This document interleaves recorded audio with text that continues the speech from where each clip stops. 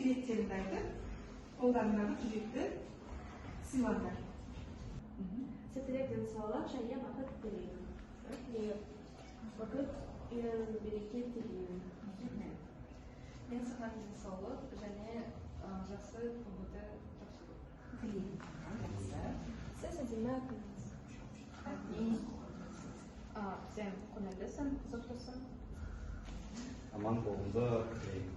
Аман болыңыз. Отынар біз шыдамдылық тілеймін. Мен саған зор денсаулық, мол бақыт және ашық аспан тілеймін. Уайымдама, сенімді, елді жақсы болсын. Мен саған денсаулық тілеймін. Сен ақылды. Ақылдысың, иә? Денсаулық табыс. Мен сізге сәттілік тілеймін. Сәттілік, жақсы, рахмет. Балалар, енді қазір осы отырмай тұрып, кәнекей мына жердегі алыңыздар.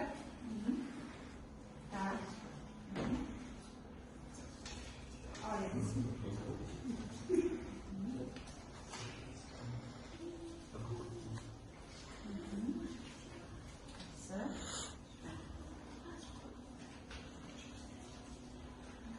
Осы суреттер арқылы топқа бөлінеміз. Топқа бөлінбес бұрын сұрақтарға жауап береміз.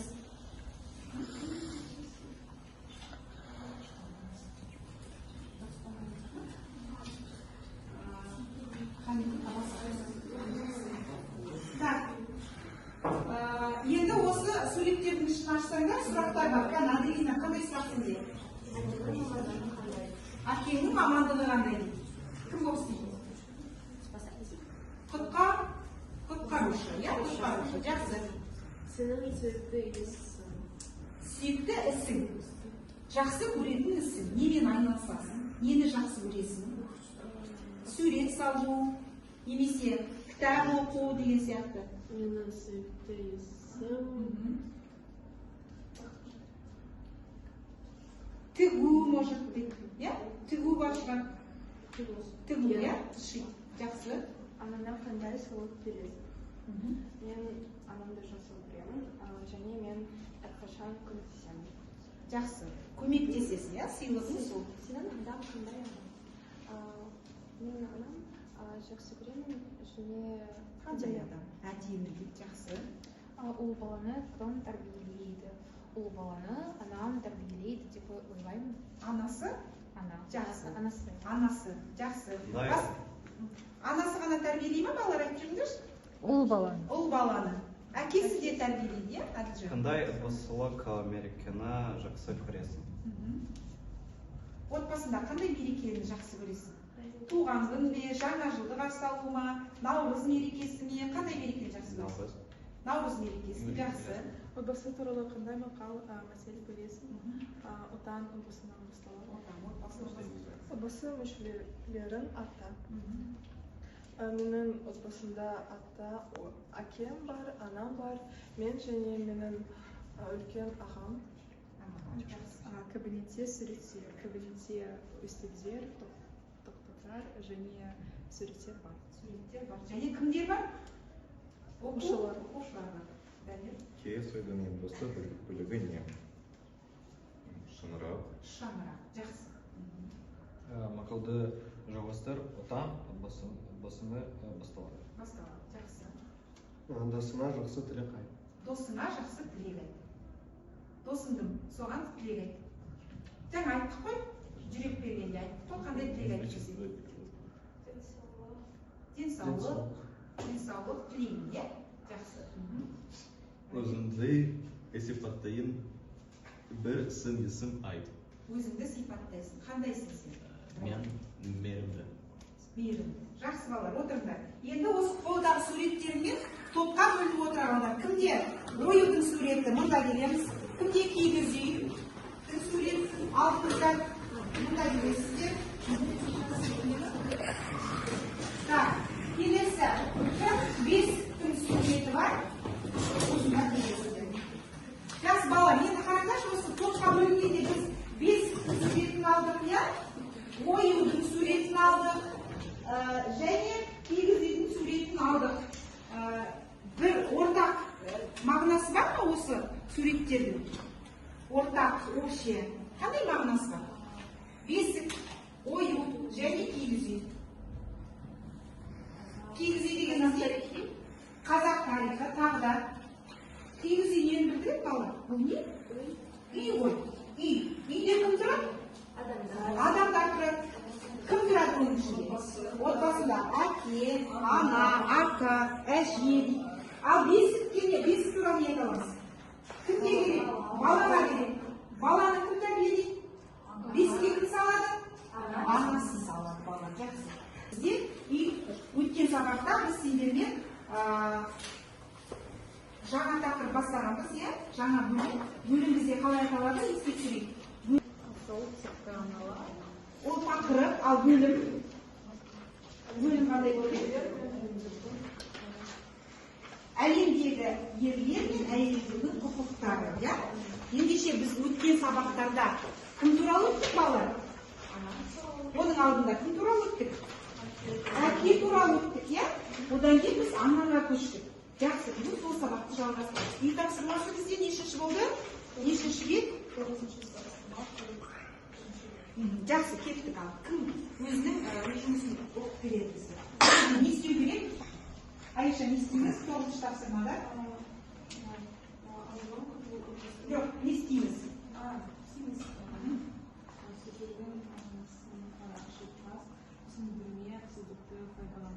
Сөздердің мағынасын ашамыз. Кәне, оқиға бірінші сөзді оқилық. Амазонка бұл оңтүстік Америка регионында орналасқан ең жүзіндегі ең ірі өзен. Өзен дейді, жақсы, өзен бар. Тағы не айта аламыз Амазонка туралы? Амазонка бұл амазонкалық Ханшайымдар. Ханшайымдар. Жақсы, тағы кім қосады? Амазонка деген. Сөздікпен жаздыңдар ма? Түсіндірме сөздігімен. Жақсы, келесі сөз. Нұрай оқи ғой. Лексикалық сараптама.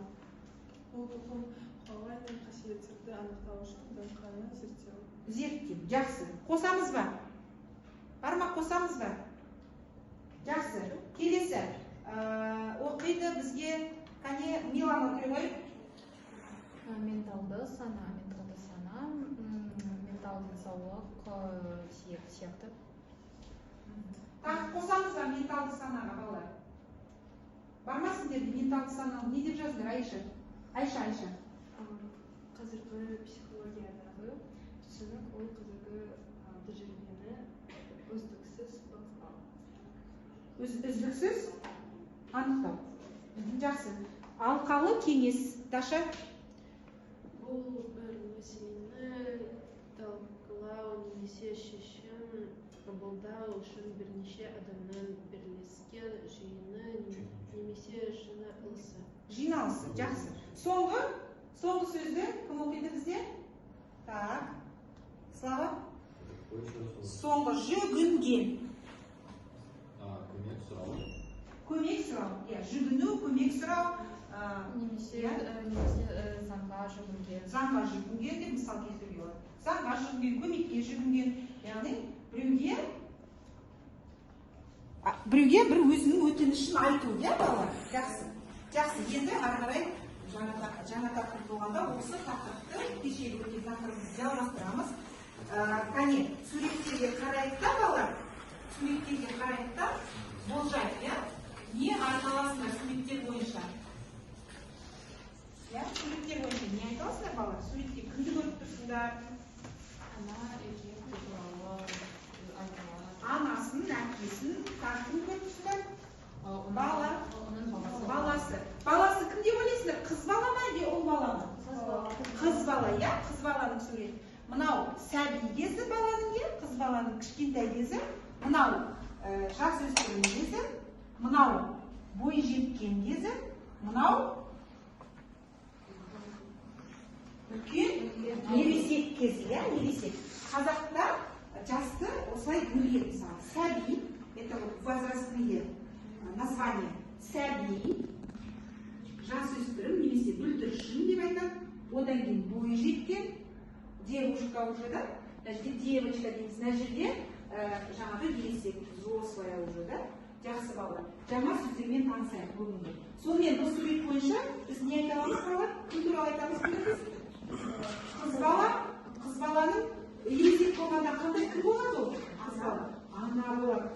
көресіздер. Жақсы балалар. Бүгінгі күнді жазып, тақырыпты жазып қойыңдар, дәптерлерді ашыңдар. Бүгінгі күнді жазамыз. Асыл текті аналар. Тыңдалу мәтінімен жұмыс жасаймыз балалар. Тыңдалу мәтіннің үзінділерін тыңдаймыз және болжам жасаймыз. Және де бүгін біз үстеуді қолданамыз. Үстеуді өттік қой балалар? Үстеу дегеніміз не балалар? Үстеу. Қашан, қайда, неге деген сұрақтарға жауап береді. Наречие. Үстеу. Ол қай сөз табына байланысты балалар? Қай сөз табымен байланысады? Зат есіммен бе, әлі етістікпен бе?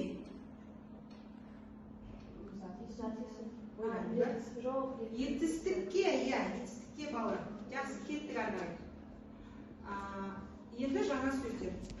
Жаңа сөздерге жай қарап шығар балалар. Ісмерлікке тәрбиелеу.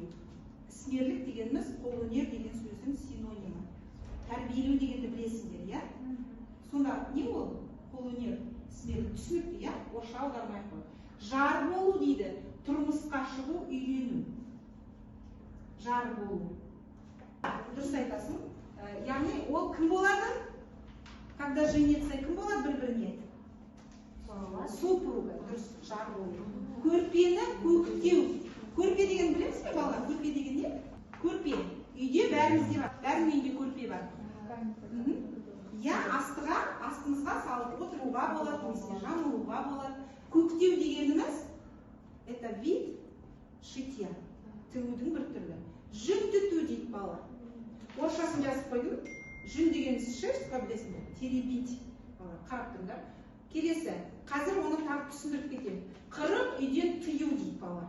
Бұл фразеологизм. Қыз баланы жүнсіз ешқайда шығармау. Қыз балаға бұрынғы кездерде қыз баланы 40 үйден тыю деп айтып отырған. Мысалы, қыз балаға жалғыз жүруге болмайды деген сияқты, иә? Түнде далаға шығуға болмайды жалғыз деген сияқты сондай тыйымдар болған.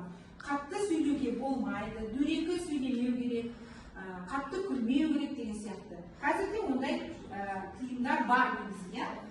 Келесі. Кесте тігу. Көріп отырсыңдар, иә? Құрап құрау. Бұл біздің жаңағы мәтіндегі сөздер. Жақсы, қарап отырыңдар.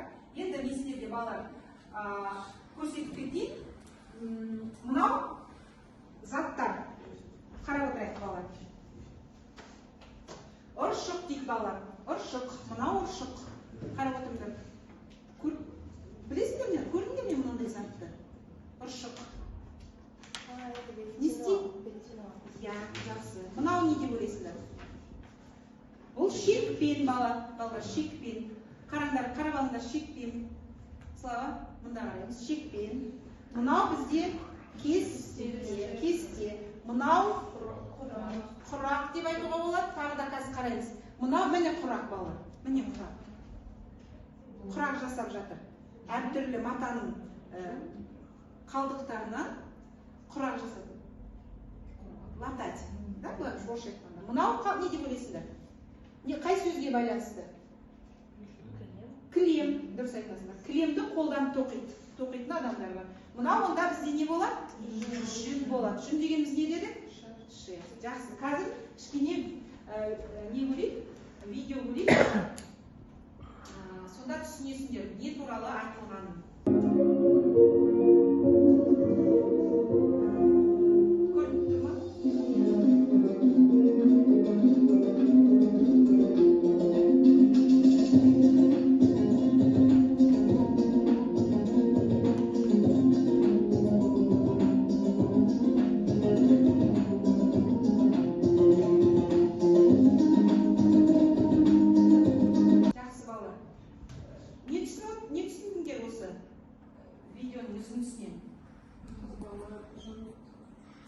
Нені көрдіңдер, иә? Бірінші, жүнді көрдіңдер, шерсть. Не істеп жатыр олар?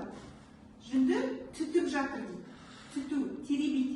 Жүнді ашып, жұмсақ қылып жатыр. Жақсы балалар. Яғни бұл қыз баланың айналысатын ісі, иә? Қыз баланың айналысатын ісі. Жақсы, кешегі сабақта мәтін оқылым тапсырмасын орындаған боламыз, оқылыммен танысқанбыз. Бүгін балалар біз тыңдалым мәтінмен танысамыз. Тыңдамас бұрын балалар сіздерге мынандай тапсырмаларына сұрақтар бар. Осы сұрақтар бойынша болжайсыңдар. Бірінші, екінші, үшінші сұрақ. 1, 2, 3 деген сұрақтарды қараңдар. Осы сұрақтар бойынша тез болжап өз жауаптарын жаза қойыңдар. Салыстырамыз жауабымызды. Будет сравнивать. Түсінесіңдер, салыстырамыз. Көмектес, сұрақты оқы, бірге. Можешь встать, орнынан тұрып, қасына тұруға болады. Бір-бірінің қастарына тұрып отырмаңдар.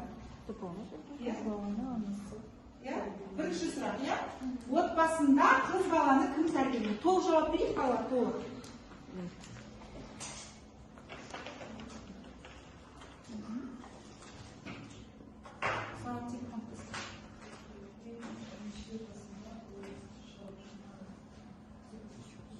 Келесі сұрақ, неше жасында үй шаруасына араласқан? Өз ойларын жаза беріңдер. Неше жас, қандай жас керек ойларға жазасыздар?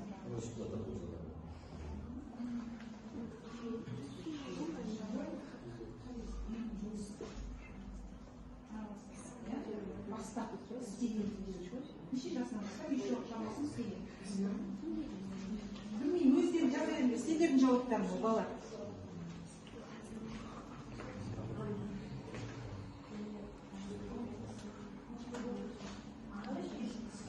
Баланы кім деген орнына, сұрақтың орнына жауабын жазасыңдар ғой, кім деген сұраққа жауап қана жазасыңдар. Сонда сіздер толық жауап шығады.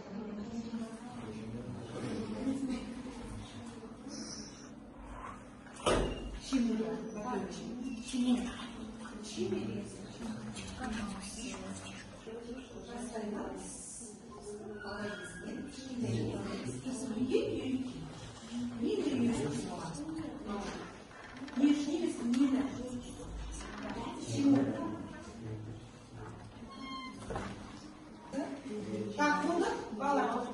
Sessiz. 20 sekund uақыттан қалды. Әзіргермен алаңыз қалды. Не істеді үйде ол? Үй жинады, еден жуды. Қазір өздері не істейсіздер үйде?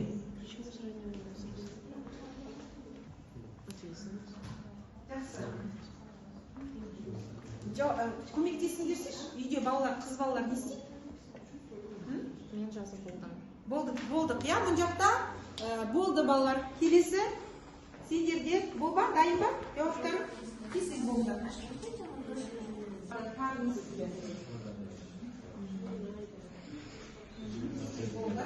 Ал, айтыңдар жауаптарын әдеміне, сендер не деген? Бірінші сұраққа жауап.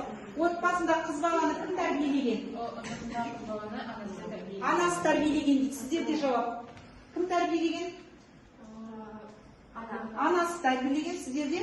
Анасы тәрбиелеген. Жақсы. Келесі сұраққа.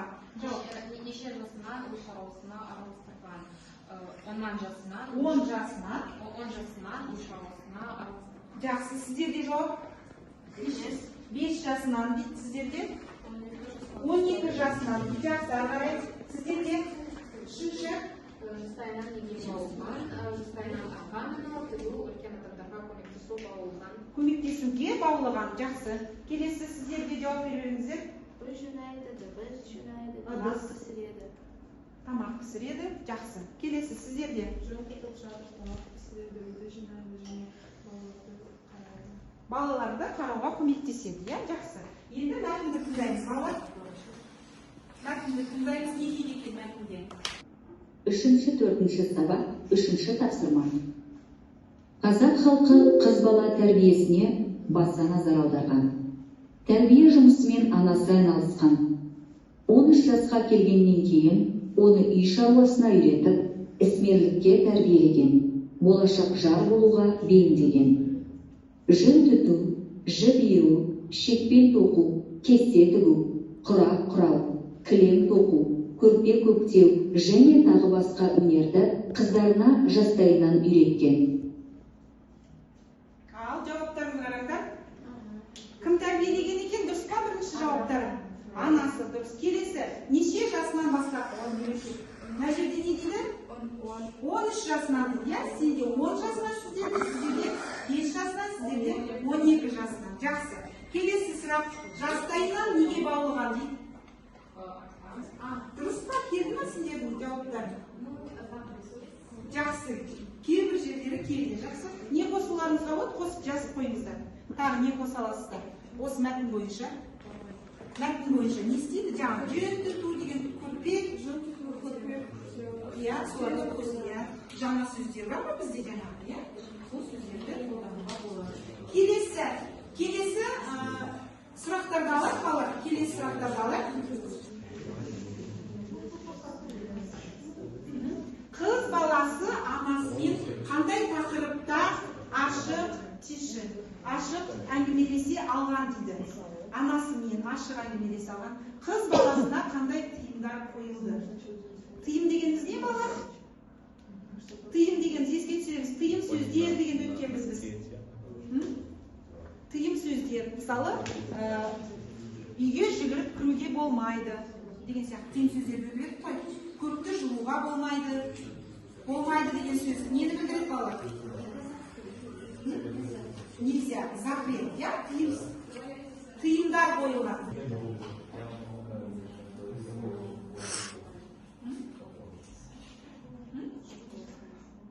Қандай тақырыпта ашық сөйлеседі? Не айта алады қыз баласы анасына? Не айта алады? Не айта алады? Иә?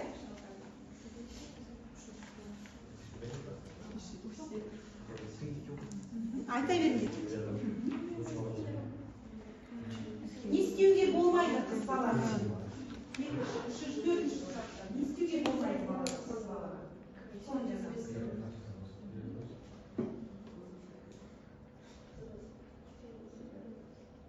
Я, соны жазыңдар. Я, өзінің ойындағысын айта алады, я? Тағы не туралы, өмір туралы сұрай алады, я, анасынан?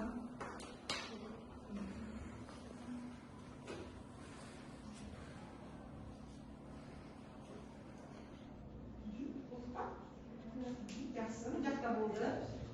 Сіздерге, я?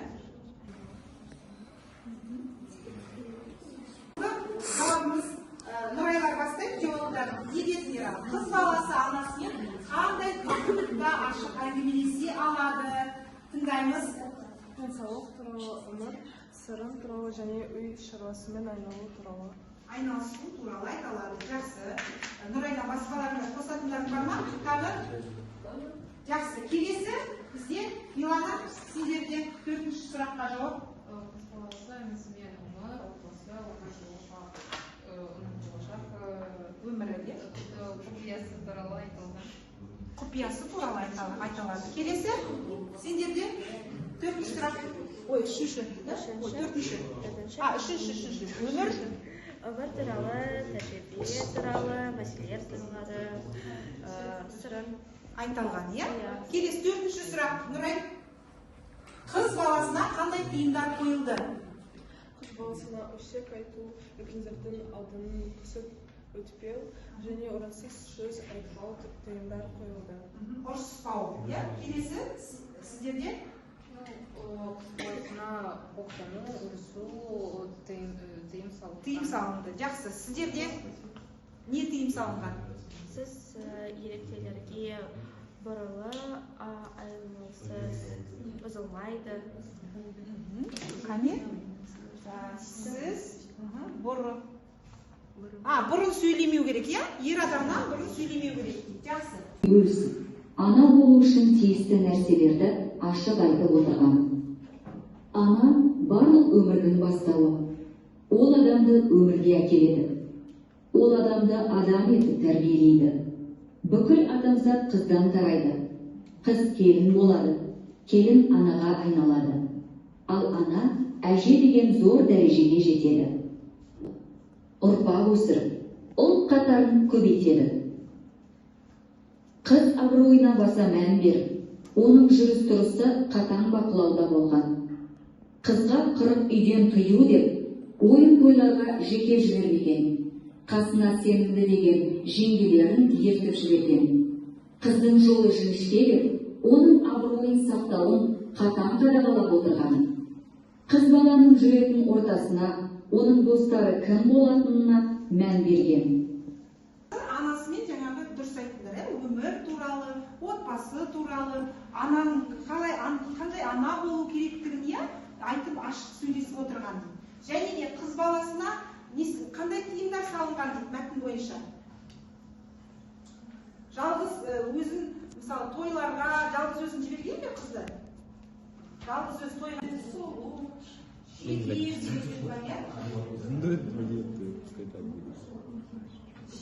деп айтуға болады.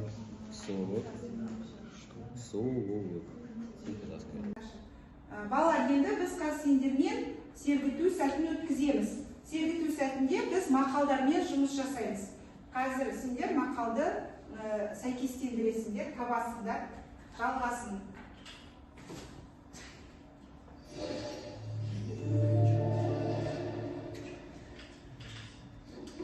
Так, кәне 8 деген пайдаласыңдар, кәне. Жауабы анасын көріп қызын ал дейді. Аяғын көріп асын іш. Жақсы. Қарай келді. Дұрыс екен. Дұрыс екен. Балалар, қараңдар. Аяқ дегеніміз бұл жерде ыдыс деген сөз. Ыдысын көріп асын іш дейді. Анасы көріп қызын 15 ал. Қыз өссе елдің көркі. Көркі. Дұрыс айтады. Қазір көрейік, дұрыс па, дұрыс емес пе? Так, екінші топқа тағы да 15 балл кетті. Ал қандай баламыз? 27. Жақсы. Жігітке біткен бақ дейді. Жақсы әйел жігітке біткен бақ дейді. Жақсы. Так, бізде әлі екінші топ. Ойлап тез-тез жауап берейік, балалар. Бұл жерде не керек? Жақсы әйел жігітке бақ дейді. Ал кім түсіндіріп жүреді осыны? Жақсы әйел жігітке бақ. Оларға да 27 балл береміз. Түсіндірсе. Жақсы әйел жігітке бақ. Бақ дегеніміз бақыт деген сөз. Жақсы әйелді алса, жігіт бақытты болады дейді. Алдап көріңдер, ал. Так, счастье для парня. Жақсы. Келесі.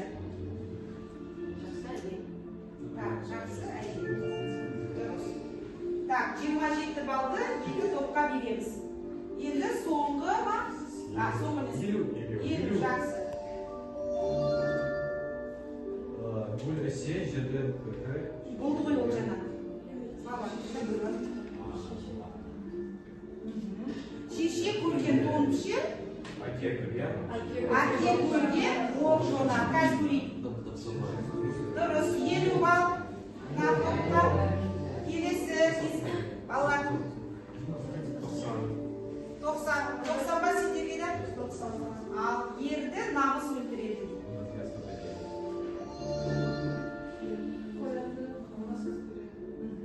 Ерді намыс өлтіреді. Балалар бұл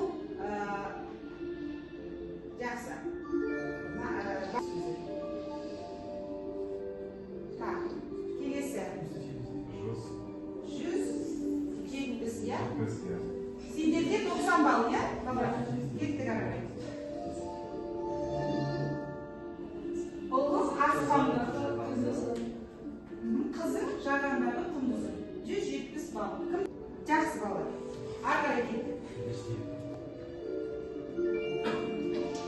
Жақсы балалар, келесі тапсырмаға көшеміз. Бізде келесі тапсырма. Балалар, өткен сабақтарда біз үстеу туралы айтқанбыз. Үстеу дегеніміз не? Наличие. Үстеудің мағыналық түрлерін еске түсіріп кетейік. Үстеудің мағыналық түрлері. Қандай үстеудің түрлері бар екен? Мезгіл үстеу бар.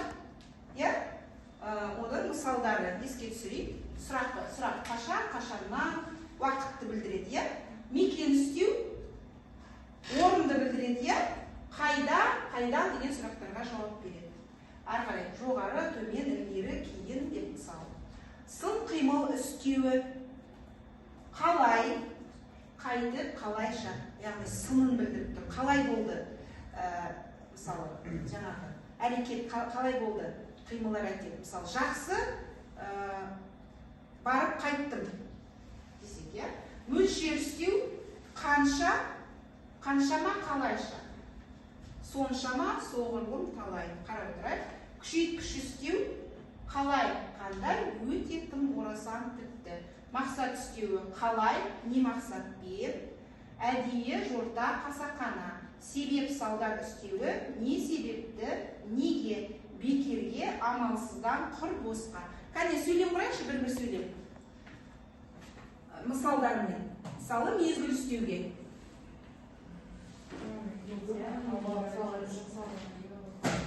Ертең жақсы ауа райы болады. Айтады, сен ертең деп айтқың келді ма, Камила? Сенде? Бүгін ауа райы жақсы. Жақсы. Келесі. Тағы. Ойланайық. Кез келгеніне.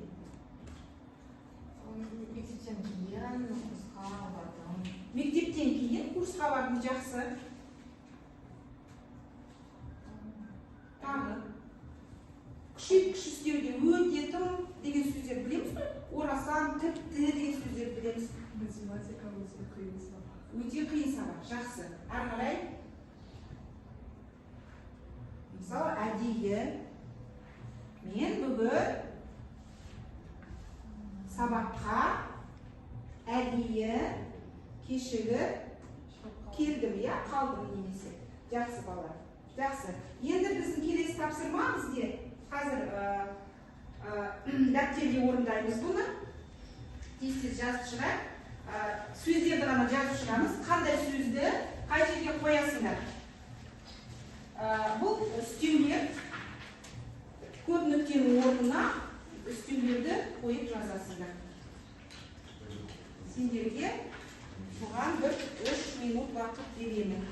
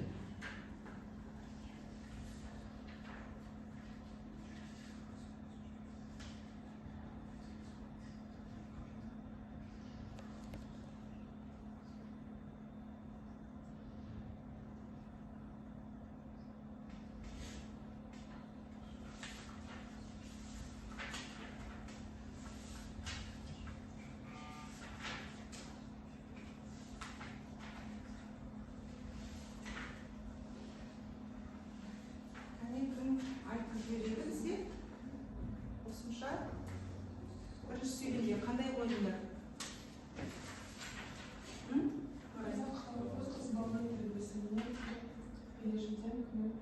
Ежелден көңіл бөлген, бұрыннан деген сияқты сөз, көнеден деген сөз. Бұрыннан бері көңіл бөліп келеді дейді. Келесі, дастархан басында қыз баласына жоғарыдан орын берген, дұрыс айтасыңдар. Жоғары деген қалай аударылады балалар? Высоко немесе төрден деп айтып жатамыз, жоғарыда аяқ жақтан емес деген сөз, жоғары жақтан орын берген дейді. Жақсы, келесі, үшінші. Дайын болмаса ойлана тұрайық, сендерде шамалы уақыт қалды балалар, аз уақыт қалды.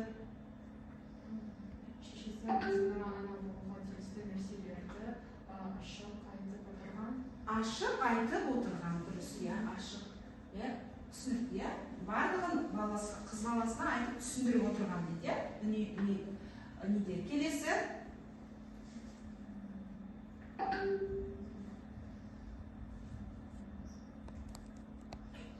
Жазып алып отырамыз, иә. Кім оқиды екен? Оқыңдаршы. Сол себепті дейді. Кәне, Даша оқи ғой. Сол себепті қыз баласының тәрбиесі інісіне табысталған дейді. Табысталу соған берілген дейді, анасына берілген. Қалай берілген? Өзен ойлап қойыңдар. Бізде мына 3 сөз кетті. Мына 3 сөз қалды. Әдейілеп, сонша мүлдем деген сөз қалды. Мүлдем деген жоқ деген мағынаны білдіріп тұр ғой. Әдейілеп, специально деген сөз ғой, әдейі дегеніміз, иә? Әдейілеп табысталған. Келесі. Так, Әлжан оқы, келесіні көрейік. Қыз баланың апаларына оның атылынгені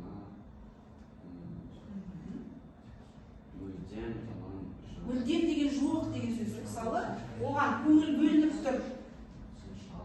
Сонша, иә? Көрейік, қыз баланың абыройына көңіл бөлінгені сонша, настолько деген сөз. Оның жүріс-тұрысы қатаң бақылауда болған дейді. Бақылап отырған қыз баланы күнде қарап, не істеп жүр, қайда барады деген сияқты. Және соңғы Дамир оқи ғой. Әке жеңгелерінің сіз ойын тойға мүлдем жіберілген, никак дегенді білдіріп тұр. Жіберілмеген. То есть өткенде кешегі мәтінде айтылған ғой, жаңа мәтінде, иә, яғни мүлдем аға жеңгесіз ешқайда бармаған деген мағынаны. Жақсы бала, жазып алдыңдар ғой. Жақсы.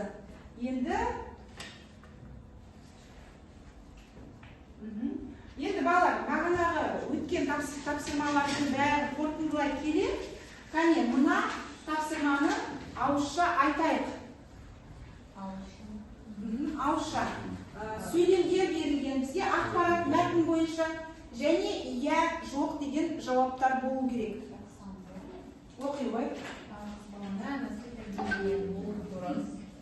Иә, да?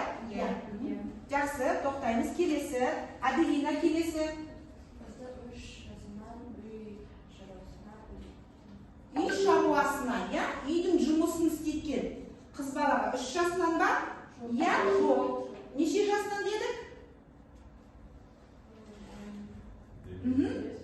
Жоқ. Қанша демекші?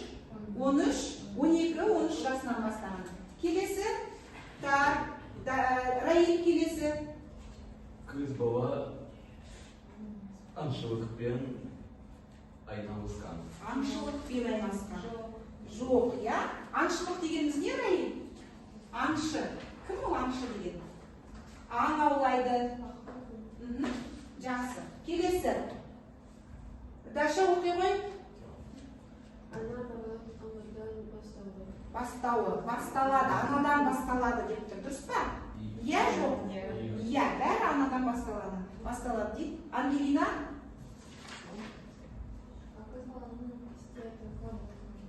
Баулыған, үйреткен, кесте тігуге үйреткен. Өткенде жаңа сөз болды ма, кесте тігу? Иә, да? Жақсы. Жақсы балалар. Болғаны қанша бар, соны айта беріңіз. Тез, Милана. Тез, қандай сөздер сіздерде? Әдепті, білімді, мейірімді, мәдениетті, сұлу. Иә, жақсы сіздерде. Жомарт болу, мейірімді болу, білімді адам, құрметтеу, ұқыпты болу дейді. Сіздерде тез оқи беріңдер. Ізетті болу, Эдапта болу, қонақжай, өнерлі деп жазыпсыңдар, иә? Еңбекқор, жақсы. Сіздерде қандай сөздер тез оқи беріңдер? Үлкендерді құрметтеу жақсы. Жақсы. Келесі. Шешімі сыйлау, ізеті болу сияқты. Өсек айтпау дейді, өте жақсы. Бағаңызды біліңіз. Өз бағаңызды біліңіз. Өз бағасын білу керек. Жақсы бала, келесі. Сендерде алдарында бүгінгі сабақты қорытындылау үшін сіздерде қандай парақтар бар, соған жазасыздар. Бүгін сіздер өздеріңіз не білдіңіздер, қандай жаңалық аштыңыздар өздеріңізге. Бүгінгі сабақ бойынша балалар. Қандай жаңалық аштыңдар?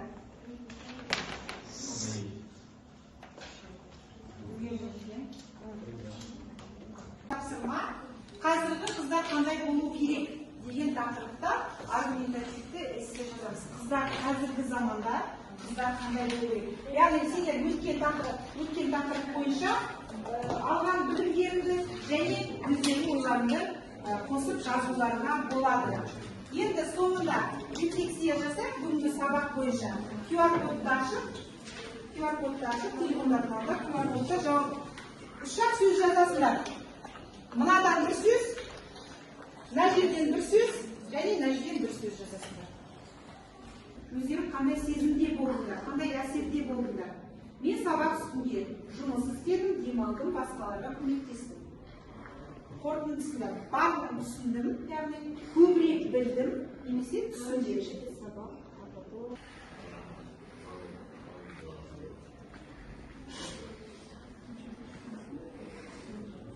Болдық жазып қоймасын.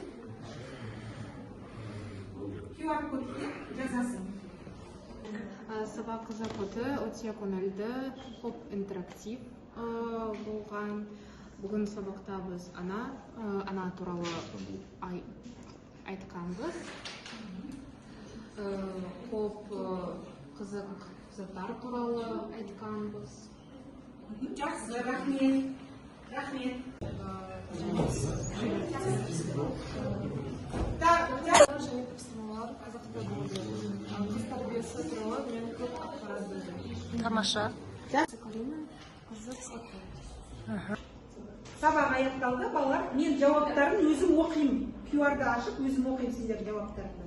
Сау болыңдар. Сау болыңдар.